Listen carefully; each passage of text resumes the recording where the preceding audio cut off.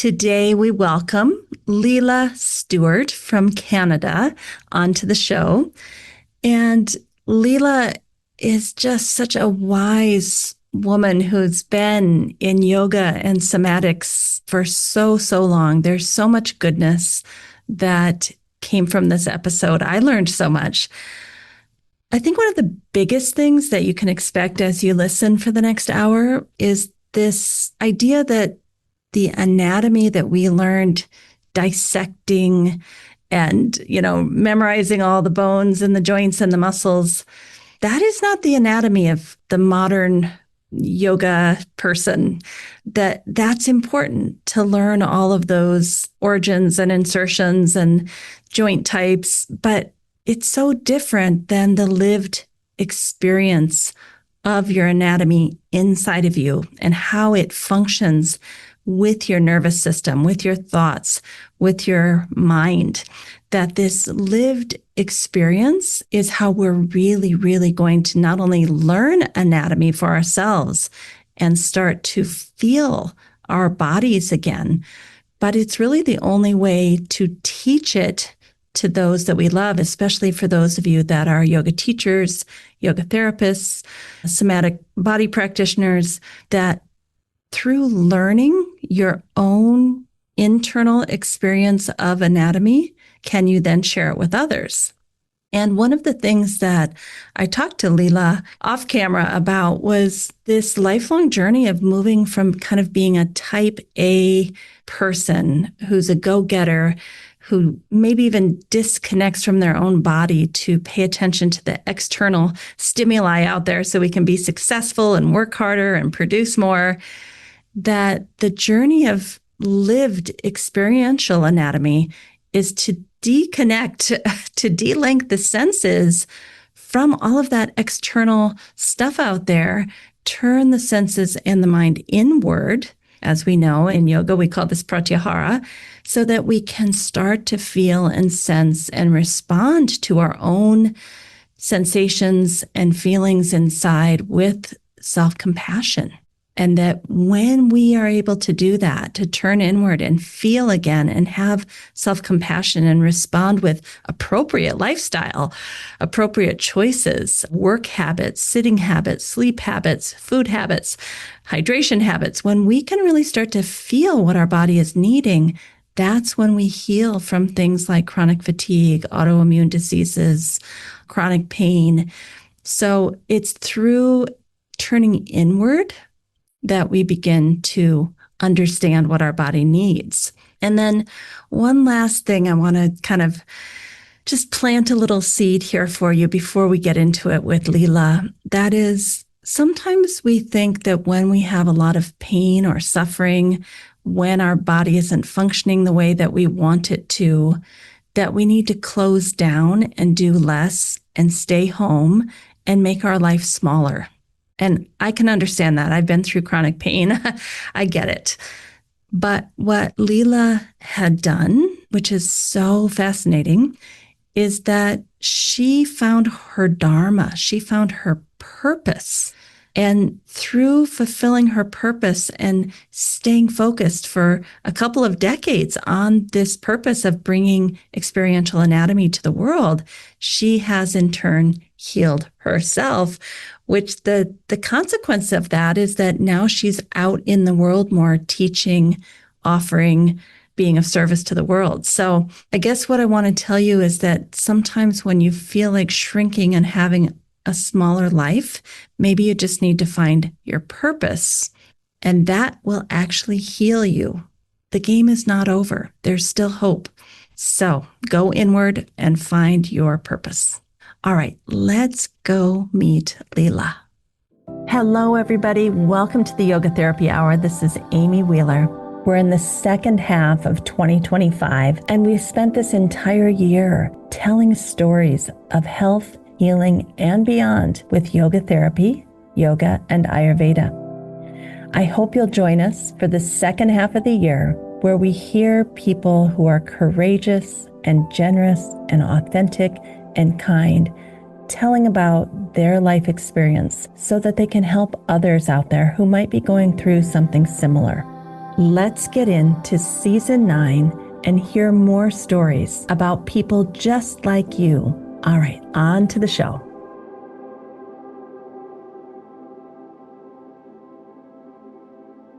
Good morning. Welcome. We're so happy you're here with us.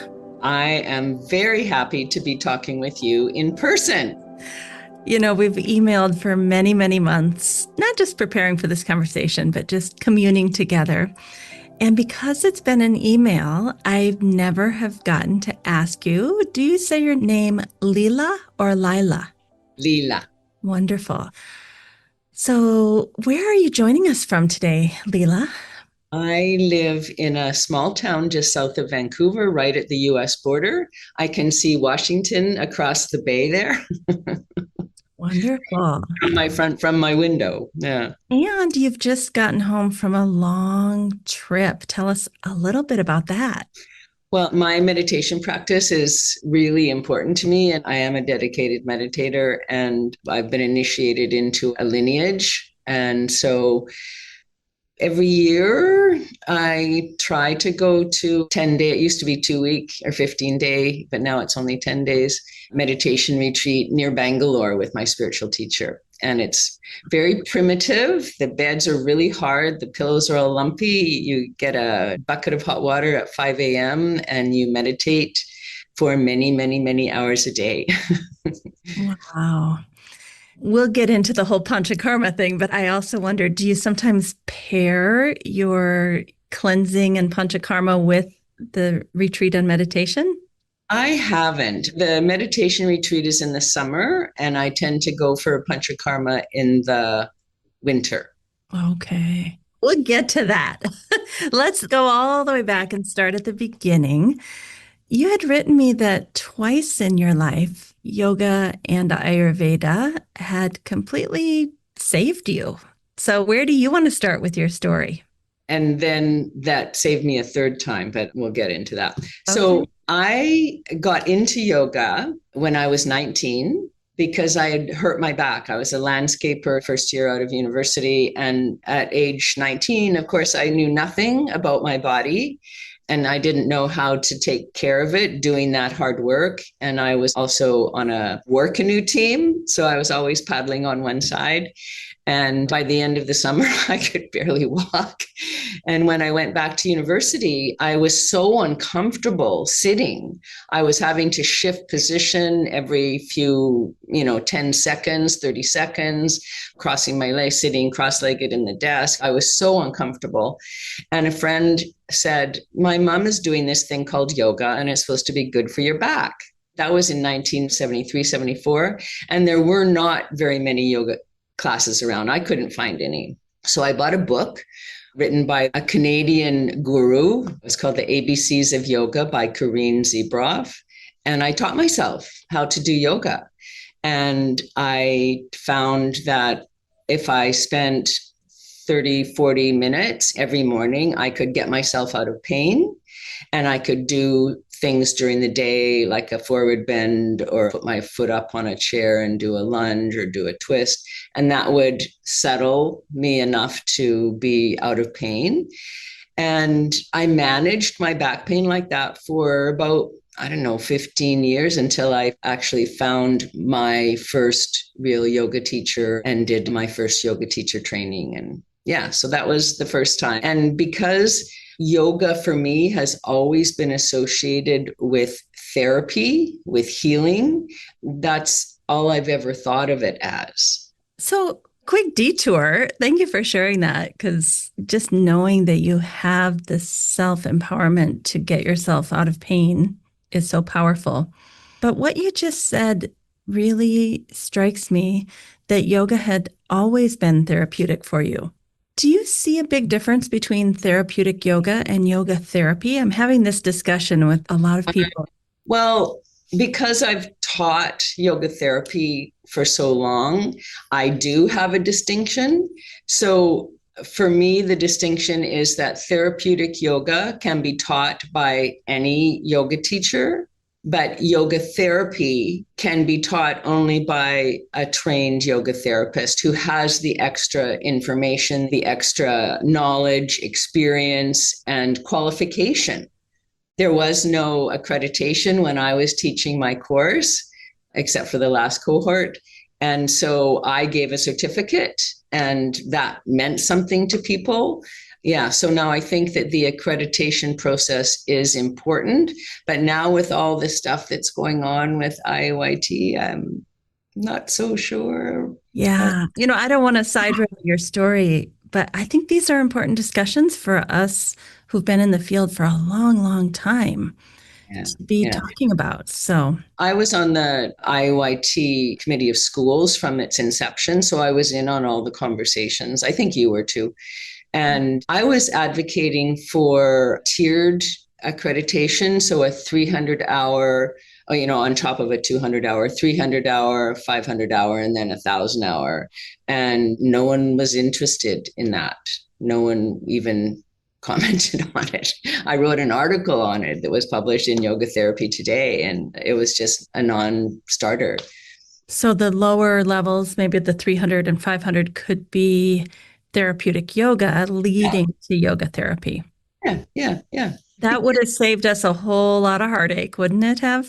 It would have. And also, I was very aware of the cost of becoming a yoga therapist Right. and how that's a barrier for so many people. And so, if people wanted to do therapeutic yoga but could only afford to do a 300-hour, then they could do that. And then maybe in 3 or 4 years, they would be financially able to do other tiers. But yeah, I think that way.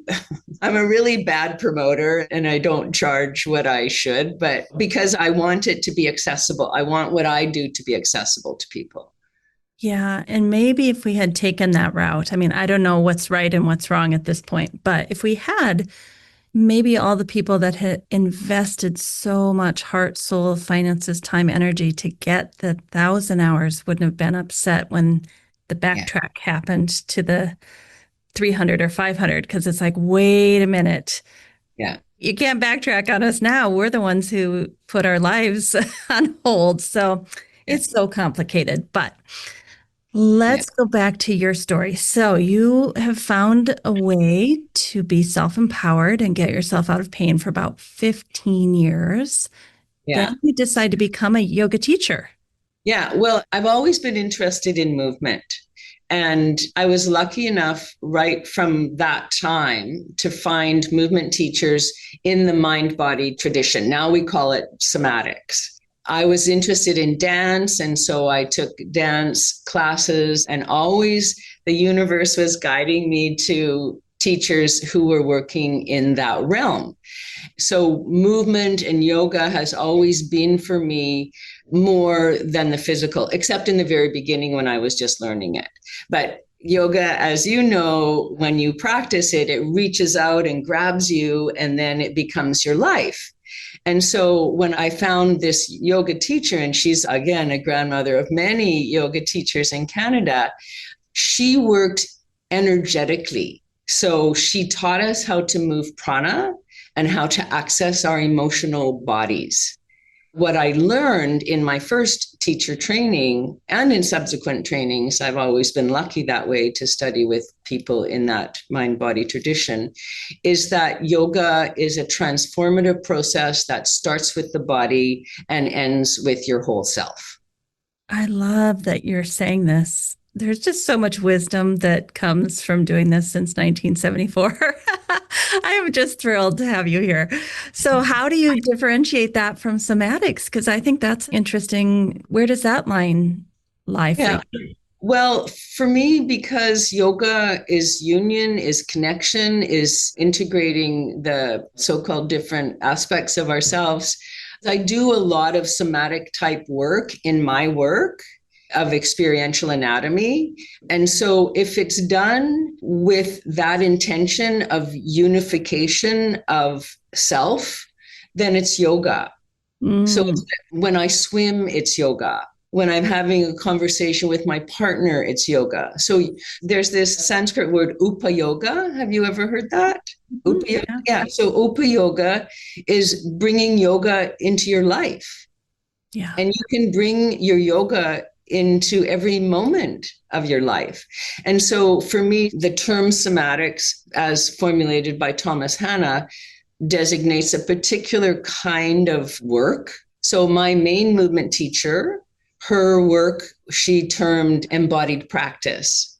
And she called it that before somatics was a big word, because I've been doing this for so long. Like trauma sensitive therapy wasn't a thing, somatic practice wasn't a thing. We called it mind body practice. Mm-hmm. Yeah. So now everything is somatic. Like there's zillion things on the internet, on YouTube and Instagram that are calling what it is somatics, but it's not really somatics because somatics is the lived experience of being in a body. It's not just, oh, do this movement and your back will feel better. It's if you do this movement, you will become aware of yourself at a deeper level. You will become aware of your habits, both on a physical level, on an emotional level, on a mental level, and you will use that information to shift your perspective and your behavior. That's somatics. It's the lived experience of being in a body. Yeah. I'm just going to leave it there. You said it so beautifully. So let's go back to you. When was the second time that you found Ayurveda and or yoga to kind of help you? Yeah. Well, this is a big chunk of my life because in 2001, I got really sick and it was eventually diagnosed as chronic fatigue syndrome. I had to give up my practice as a massage therapist. I was sleeping 16 hours a day. And then a couple of years later, I developed inflammatory arthritis systemically. And so not only was I extremely exhausted all the time, but I was in excruciating pain to the point where I could barely walk and all of my joints were swollen like grapefruits. And I was pretty miserable, I have to say. And this studio is in the lower floor of our house. We're on a hill, so there's an entrance to the studio. We live upstairs. And so I could hobble down to this studio one step at a time, hanging on to the banister. And I have all of my equipment here. And so I could do, again, about 45 minutes of practice. I could get the swelling down a little bit so that I could walk a little bit. By that time, actually, I started teaching yoga therapy because I got sick and had to let go of my massage therapy practice. And one of my students said to me, you've been talking for years about teaching an experiential anatomy yoga therapy program. And I thought, being my type A personality, well, I've got all this space in my life because I don't have my clinic anymore. So why don't I just start a yoga therapy program? So I did. What year was that? That was 2001. Okay. And I was still really sick. When I look back on it, I think, how did you do that? Like, that was really stupid. But anyways, it got me 2 books. And I realize now that that was my process for healing, or part of my process for healing. Just like I learned yoga from a book, by this time, I would just come down here and I would play with all of my tools, my balls and my rolls, and get myself at least out of enough pain so that I could function a little better during the day. And then what happened was that course took me through every part of the body and all of the systems of the body. And like I say, got me 2 books. And by the end of it, there's an Ayurvedic part in there that I'll get to. By the end of it, I realized that that work had healed me. And what I mean by that is that when you're sick and you're in pain, you don't really want to be in your body. right? So there's a dissociation. And although I was probably more embodied than a lot of people, even dissociated, what I realized was that as I developed the practices for each part of the body, that I was getting myself back. Were you somatically embodying all of these different areas as you figured out what to teach? Yeah, well, because I've missed that piece, I teach experiential anatomy. And I was lucky enough the same year I graduated from massage college, which up here is a 2-year full-time process. So we learn anatomy and physiology at a university level. I discovered experiential anatomy in the body mind centering tradition. And I was totally fascinated because when I graduated, I realized that there's something missing here. Like I can palpate, I can work with individual muscles and tissues, but it didn't feel complete. And when I discovered experiential anatomy, it was like, oh, wow, this is amazing because it involves all of me. And so, again, I'm an autodidact, so I teach myself a lot of things. So I just got books. I'd been introduced to Mabel Todd's The Thinking Body way back in the 80s. And there were some other books published, Karen McCoe's and Andrea Olson, Body Stories. And so there was starting to be some books. And so I would take those books and I would just riff on them. And that's how I developed my anatomy of yoga therapy, is what I called it. And what it does is now I have the language for it because of all the research in the last 20 years on interoception. Now I have a language for why it works and how it can help people to develop a deeper sense of self and to become more self-compassionate, to have more self-knowledge, and using that to self-regulate. So it's always a pathway, isn't it? Like you being now where you need to be. And I have really felt that in my life, that there was this golden thread that was leading me exactly where I needed to be, learning, being exposed to the people and the information, the knowledge that I needed in order for me to develop into who I'm meant to be. So, first of all, everyone, go back, rewind 15 seconds. Every single person listening has a golden thread. They don't know what it is. You don't see the golden thread when you're living the golden thread. You could only see it looking back like, oh my gosh, this was so amazing. So, number one, everyone have faith that you too have a golden thread and it's unfolding perfectly, even though you don't believe it, even though you're doubting it, even though you think you're the only one who probably doesn't have a golden thread. You have one.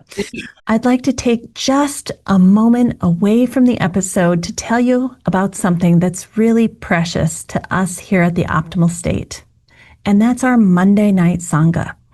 There are so many of us that have come together for several years now on Monday nights. It's about an hour and a half class where we really set ourselves up for the week. We start with talking about one of the Yoga Sutra of Patanjali's as it pertains to our topic of the month. So in November, that is kind of reflecting on 2025 and thinking about how to go inward for November and December and really settle ourselves before we move into the new year. So we'll choose Yoga Sutra that are all about reflecting, all about going inward, and then possibly towards the end of the month, talk about setting intentions with powerful manifestation and how do we have a great 2026. So that's our topic for November. We do a little discussion, we do some postures, some breath work, a little bit of yoga nidra meditation, and then we come back at the end for another discussion. These are really potent sessions to start your week off right. We invite all of you. You can be there live or watch the recording, but we would love to have you with us on Monday nights, especially as we move into 2026. All right, everybody, let's get back to the podcast, and thank you for listening. And even when you're deep in suffering. Yes. Right. Because now I know that I wouldn't be doing what I'm doing now if I hadn't got that sick and be forced to let go of something I loved to do, which was teaching yoga in the studio, but being a massage therapist. I loved it. I was the therapist of last resort for many people because I worked the way that I did, which is involving that person in their own healing process and empowering them. So it Hard was, to let go when you're good at it, people yeah, appreciate it, you're getting paid well. Like, why would you ever let go of that to become this butterfly that is now doing very different and profound, long, far reaching work? But yeah, before we go there, Leila, I have to back up because there are people listening that don't really know what you mean by experiential anatomy. I want to contrast here and then I want you to comment. So, when I was in college in the 1980s, I took anatomy class and we memorized the bones and the joints and the muscles, the origins, the insertions. We looked at the ranges of motion. We looked at the different ways each joint would fold and rotate and flex and extend, right? And that was that. We graduated and we were like, amazing. We know anatomy now. That was it. And yeah, now, not only do we know how much the nervous system impacts all of it, we know that there's this thing called fascia, which impacts all of it. But even more than that, I think what you're saying is our emotions impact our movement patterns and our pain, our thoughts, our way of being in the world, our personalities, our type A personalities are causing, sad to say, but things like chronic fatigue and fibromyalgia. So, can you unpack experiential anatomy? Because it's just so different than how we were taught in the 80s and 90s. And I yeah, want everyone to understand that anatomy has gone to a whole new place now. yeah. So what you were describing is intellectual information that stays in the brain. It might inform how you work, but just it's intellectual information. And experiential anatomy is an embodied learning method that takes intellectual information. So it starts with intellectual information. So I still want people to, like, I have my skeleton and my models and my anatomy books. I still want people to be able to have a picture and an understanding of what things look like, what their size, what's their location, what do they do, how do they move. That's important information. But the second step in experiential anatomy is we have to take that intellectual information into the body and develop a felt sense of whatever structure we're focusing on. So whether it's the fascial system, whether it's the nervous system, whether it's the spine. So as an example, with taking the spine, I would have my spinal model. People would understand the three zones, that the three zones have different movement capacities, that there's spinous processes, that there's transverse processes. And then we would take that into the body. So in partners or with a band or something, people would start to feel, okay, that's my spinous process. Those are my spinous processes. Those are my transverse processes. And I can initiate flexion and extension from my spinous processes. Or I can initiate a twist from my transverse processes. And oh, isn't that different than when I just do a forward bend or a back bend? It's creating a felt sense of a structure which wakes up the intelligence of that structure. So every cell has an intelligence, right? Has a wisdom.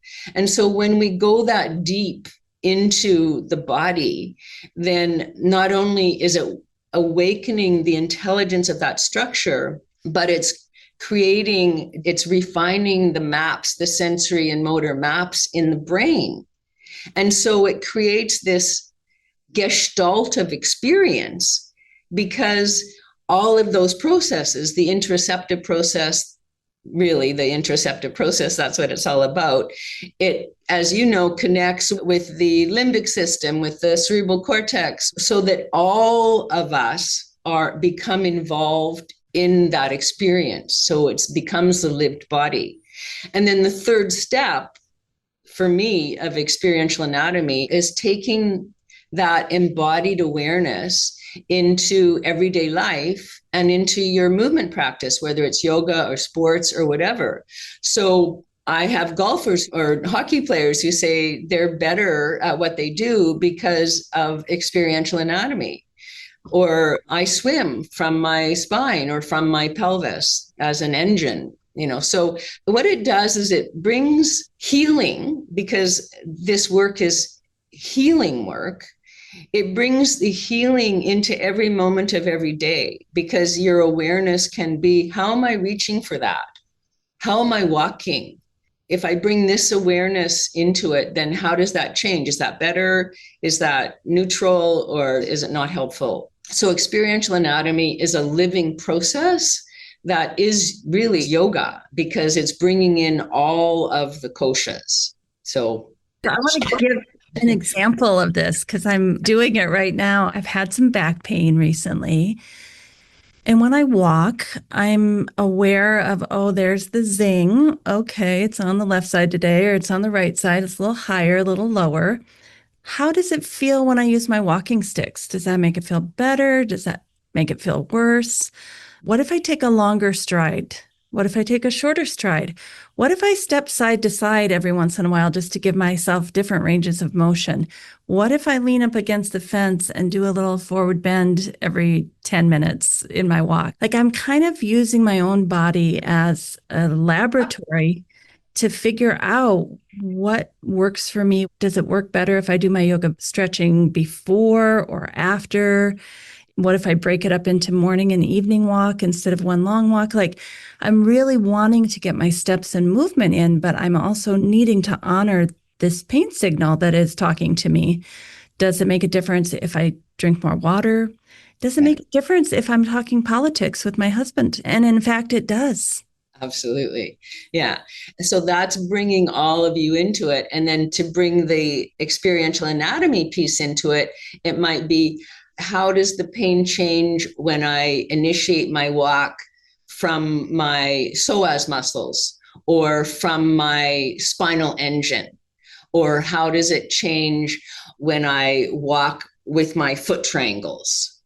So that's how we would bring experiential anatomy into that. Or even just focusing on kind of bringing my core in a little bit and not allowing so much lordosis. So kind of just taking my abdomen in a little bit and focusing on my transverse abdominis to kind of stabilize things down there. It makes such a big difference. Because when you walk from your psoas, anytime you do something with experiential anatomy, it takes you more into core automatically, without having to think, oh, that's my transverse abdominis or that's my multifidus. But although that can be helpful too, but as soon as you go into the bones using experiential anatomy, then it's automatically going to take you into core. So you're saying the psoas is a deeper muscle closer to the bones, and therefore a focus on the psoas, it's a little bit more control, more deeper connection with self than maybe the transverse abdominis, which is laying on top of that. Yeah. And when you're visualizing the condensing of the psoas lifting your leg, then you are exerting more motor control. Anytime you're focusing on experiential anatomy, you have better motor control, and you're developing your proprioception and your interoception and all of those good things. I love that. I love that. Well, I will try that tonight. I've already done my morning walk. I'll try it tonight. I'm going to initiate from the psoas, and it starts high. It starts just under the solar plexus. You want to think about your legs starting at your solar plexus. Wow. All right. So we have learned what experiential anatomy is. I think one more thing I need you to unpack. I'm sorry to just break it down to this, but I consider the podcast kind of a learning. They're getting something for listening, our audience. Interoception. Can you just give us a brief definition? Because I think that's a new word for a lot of people. Yeah, well, interoception is a process, and there's various definitions of it. But the one that I like is it's the process of the perception integration and processing of signals from various places and integrated with limbic, with cerebral cortex. And the output is motivation, is emotion, and is self-regulation. So interoception, we used to think of it just in terms of what's happening unconsciously, what's happening in our digestive system, or our gallbladder is releasing bile.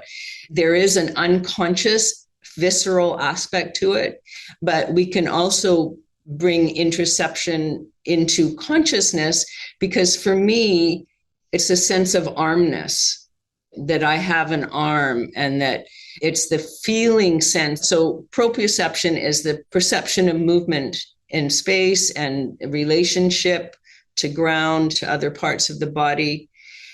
Interoception is how does that feel in my body? So experiential anatomy is based on interoception. So when I consciously connect my arm to my heart, or through fascia to the sternum and the spine, then it's a different kind of movement. So the interoceptive process takes signals, proprioceptive signals, interoceptive signals, vestibular signals, signals from the fascia, the unmyelinated nerve endings in the fascia, and is fed into the process. And so the better the sensory signals in, the better the output. That's why it's important in somatic work to practice pratyahara, so withdrawing the awareness from the outer world and focusing on one thing, focusing on the movement of my spine or focusing on my breath. We want to narrow the scope of awareness so that the noise doesn't distract the nervous system. All right. So I usually have one hard question for each guest, and here's your hard question. I hope people don't take this as I'm trying to be mean or anything. Usually these are like, I'm really curious about this because it's something that is hard for me to figure out. And that is that many times when someone has lost connection, interoceptive awareness with their own body due to trauma, due to being neurodivergent, maybe even being overweight has somehow caused a disconnection with the signals deep in the body. And there's many, many other reasons that this can happen. Depression. How do you get people feeling again? Because when I start with people trying to get them to work with interoceptive awareness, as I call it, they just say, I don't feel anything. I don't know what you're talking about. And I just say, let's just keep trying to bring our attention to this area, see if you can eventually find the spot and maybe put a hand on it gently. But it takes many, many sessions for them to finally come and feel something. It's almost like there just is no felt sense. So what do you think? What do you do? Well, that's why I go through the 3-step process. If people have a picture, they've got the models, I think that's really important. Touching themselves, but initiating movement also is very helpful. And I use sound and breath. So they might breathe into that area. They might hum into that area. I've got a whole series of practices that help people get that sense. So there's many different ways of coming in. If people don't really understand the concept of interoception, then I remind them, well, what does it feel like when you're hungry or when you're thirsty or when you're cold? Like you feel some kind of sensation, right? And also I ask the question, how do you know that you're breathing? How do you know that you have an arm? How do you know that you're bending at that joint? Because there's something. I think it's a matter of, Norman Farb calls it sense foraging. Yeah. You go searching for the sensations, and searching for the sensations takes us out of our habit mind. So it might be concepts that are preventing that person from touching into their feeling. It might be a concept of whatever the conceptual habit is or the thought habit is. So when you go into sensation, even just thinking about sensation, like what do you think that would feel like, then that's going to start shifting the whole interoceptive process. So yeah, it takes time. It's not an instant thing. I remember as a massage therapist, for example, I had a patient who could just not feel when a trigger point released. Mm. She just could not feel it. And then she took some yoga classes, not from me, from someone else. And when she came back some months later, all of a sudden she could feel not just the trigger point release, but she could feel energy moving. When it released, she could feel the energy moving down her arm or whatever. So it's a process, and it requires dedication, commitment, motivation, and trust. Trust that eventually you will feel something. As one of my massage therapy teachers used to say, you will come to know. Yeah. And I would say, you will come to feel. That maybe the reason we aren't feeling is the body, mind, spirit is protecting us. Absolutely. And that it can unfold gently and slowly over time to allow those feelings and sensations that were once intolerable for whatever reason, that they're allowed to come back and be held and felt and seen and. Yeah. Well, I'll give you an example. One of my trainees, I didn't know this, had a trauma background, childhood sexual abuse background. And back then when I was teaching, trauma sensitive wasn't a thing, somatics wasn't a thing. But what she said after the process is that, and she studied with me for many years, is that when she started the training, she had no idea what grounding meant, what centering meant, what embodiment meant.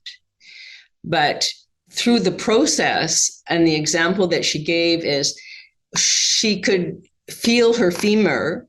She knew she could trust her femur would always be her femur, because with that history, there was always this uncertainty and not trusting.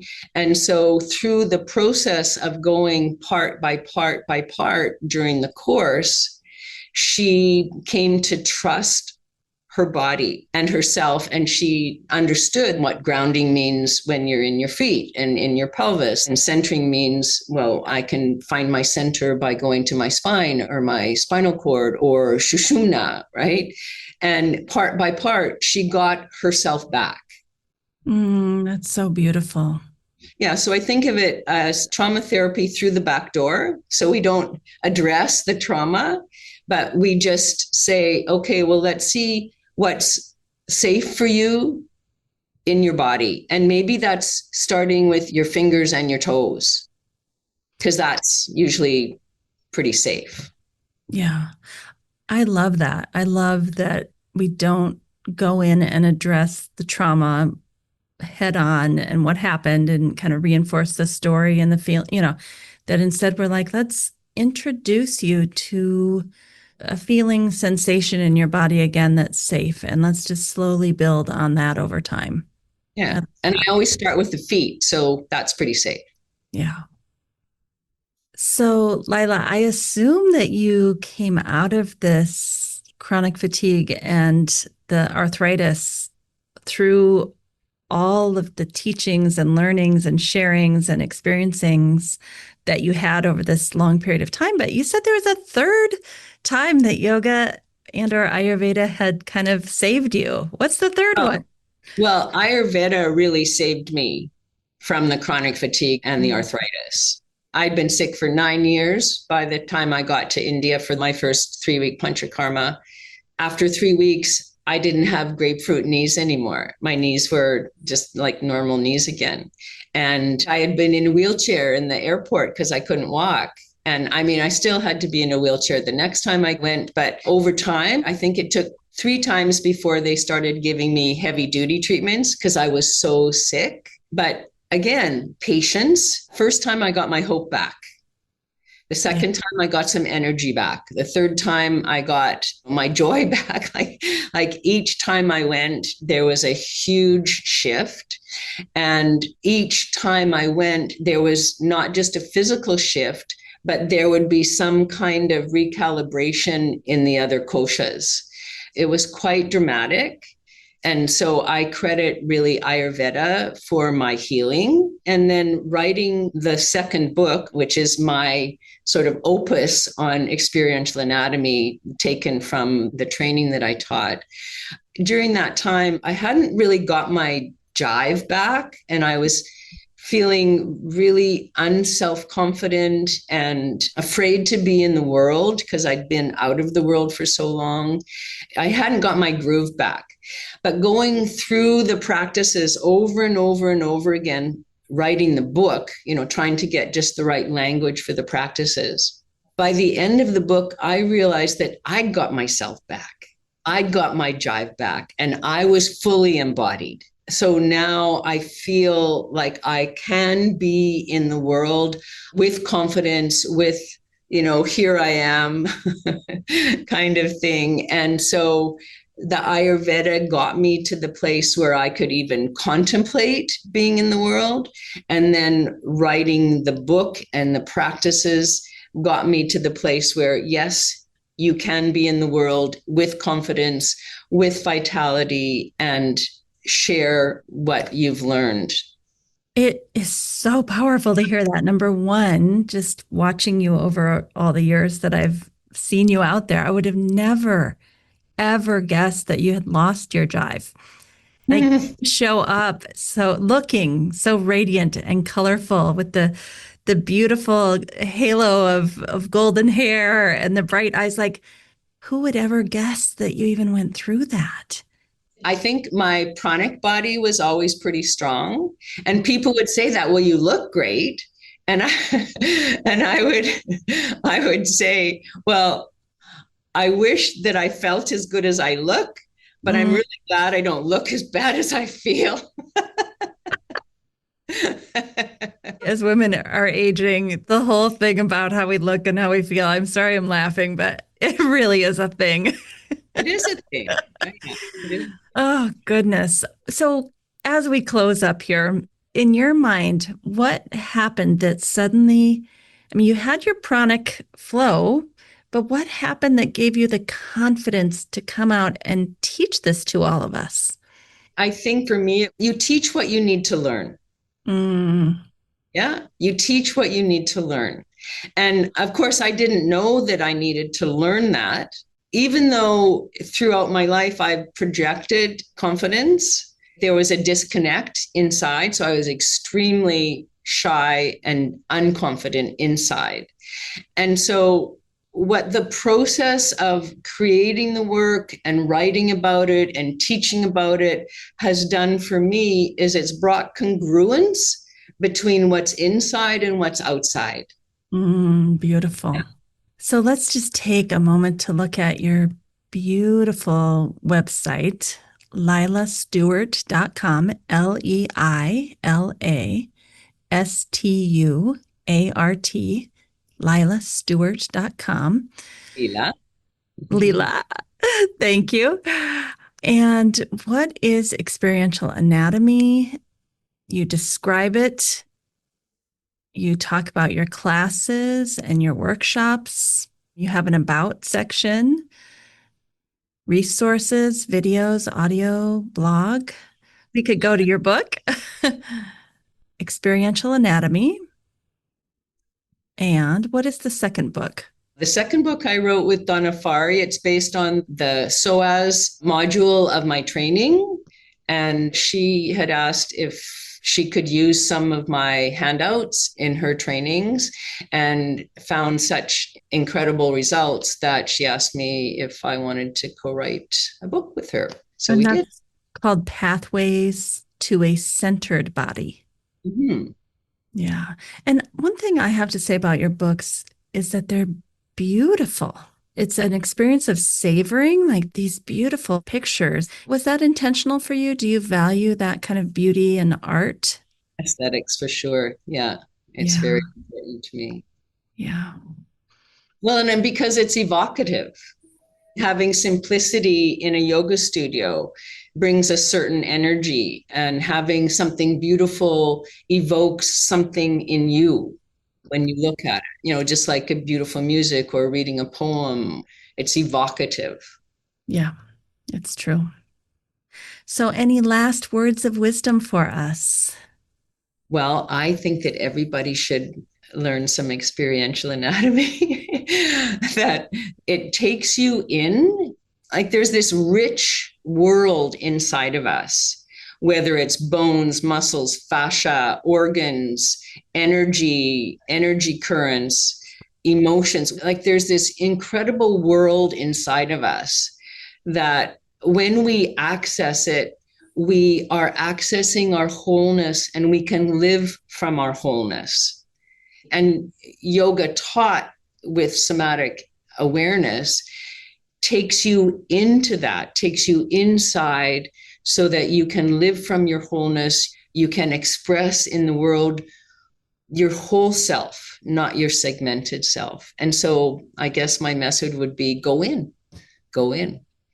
And I am so happy that our anatomy teacher at what is now Maryland University of Integrative Health, soon to become Notre Dame of Maryland University. Our merger will have gone through by the time this airs, and MUIH will no longer exist. We will only be Notre Dame. But our anatomy teacher, her name is Kimberly Searle, and she has chosen your experiential anatomy book as our Masters in Yoga Therapy anatomy course book. So, how do you feel about that? I am absolutely thrilled. And it was my hope that the book would be used in yoga therapy trainings. Because when I taught my course, I taught it for almost 15 years, people would say, why don't we know this? Like, why don't more people know this? So, yeah. And now it's also being added to the reading list at the California one. Oh, Loyola Marymount University. Yeah, Loyola Marymount. Yeah. And when Lori reviews it, she said, she might use it. Right now, she says she'll put it on the reading list. And when I recommend books, people buy them. So, Lori Rubenstein. yeah, Lori. Yeah. And it's written as a text to learn how to teach experiential anatomy and also how to learn it, because you have to learn it before you can teach it. And it's based on the Koshik model. So it's going through all those levels. Yeah, yeah. Well, congratulations. I love seeing you reintegrate into this wholeness and bringing your whole self forward for all of us to learn from you. So thank you so much. It's been an absolute pleasure, Amy. Thank you for this. Thank you, Leila, for being with us today. It was so lovely to get to know you a little bit better and to really understand your work, that it's an internal sensory experience that we're having when we're learning anatomy. There's not the prefrontal cortex just memorizing the bones and the muscles and the insertions and the origins, that we're actually going inward and feeling all of this from the inside out. And that is how we're really going to learn experiential anatomy. Now, there's one thing that if we had had a lot more time, I would have asked Leila to go into, but I think because some of you are watching this on YouTube, you know that we have the audio version and then we have the video version on YouTube. And I just want to show you what we're talking about when we say it takes time to focus and feel and sense, and that we have to have faith and hope that it can be rewired, that our body and our brain can reconnect again. And I want to show you exactly what is happening from a neuroscience perspective, because I think it's so important for you to know what's happening so that you have faith that it can be rewired and you can start to be embodied as we saw Leila was able to. So in your brain, you have the motor cortex and the sensory cortex. And if you're looking at the screen, you can see that there are little folds in your brain, each one corresponding to a knee or a hip or your spine or a shoulder, arm, elbow, wrist, hand, fingers, neck, eye, face, lips, jaw, tongue, that we get sensory information from the body, moving up the spinal cord, finding a place in the brain that corresponds with the body. So, for example, your finger touches something hot, there's a signal that runs down your arm up to the spinal cord, up to your brain that says, wow, this finger just felt something hot. So that's a sensory experience. And sometimes up in the brain, it's kind of smudged. The signal can't really get through very well to tell the brain that, oh my gosh, this is hot. Now, similarly, there's this place in the brain that's then going to send a signal back down the spinal cord, down the arm to the finger to tell it what it needs to know and to give it a connection between the brain and the body. And if that place in the brain is kind of smudged, that signal going back down to the body doesn't work very well. And so this is what's happened with people who are disembodied, maybe have a lot of trauma, maybe they have neurodivergence, diversity. Maybe, like I said, there could be a variety of reasons why this is happening. But the hope that I want to give you is that these areas that are smudged on the brain, where the sense is coming up or the motor control going back down from the brain to the body, that we can reprogram that. I call it desmudging. And that just means we can wake it up again. We can get those body-brain connections working well again. So when we say it takes some time, that's what we mean, is that you have to keep working on it and go on that sensory scavenger hunt inside your body to start reconnecting back up there to the brain. And that is hopeful that we can all do that. It takes longer for some people than others, but it is possible for all of us to reconnect those neural pathways. All right. Well, everybody, it's been wonderful to be with you today. Please keep in mind that a lot of this type of information around neuroscience and the body and the brain and yogic philosophy, we do have classes at Optimal State on Monday nights. We're going to start a whole new thing in 2026, starting in January. We're going to go through the 8 limbs of yoga month by month. It's going to take us about 15 months, believe it or not. And we're going to kind of use yoga philosophy, the 8 limbs of yoga, and neuroscience for about 15 months to bring it all together. So it is experiential. And there are also CEs available for those of you who like to do continuing education. So join us starting in January 2026. We will have month by month course. You can join for 1 month. You can join for the whole 15 months. And we look forward to being with you during that time to really explore these kinds of concepts quite deeply. All right. Thank you for listening. Thank you for listening to the Yoga Therapy Hour. We appreciate you as our listeners, because without you, there would be no Yoga Therapy Hour. It's your comments, your calls, your emails, your texts of support and well wishes and affirmations that keeps us going. So don't feel hesitant to give us a review if you've been enjoying the podcast. Go wherever it is that you listen, find the review section, and let people know how much you love the Yoga Therapy Hour. It's a small thing that you could do for us that would help spread the word of goodness, benevolence, and help us help all the people out there to suffer less.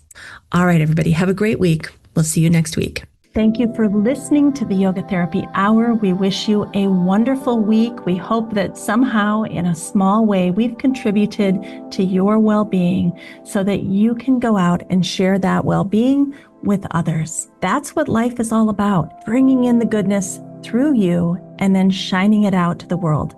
We need you more than ever. So let's all get out there, do good, be good, and have a great week.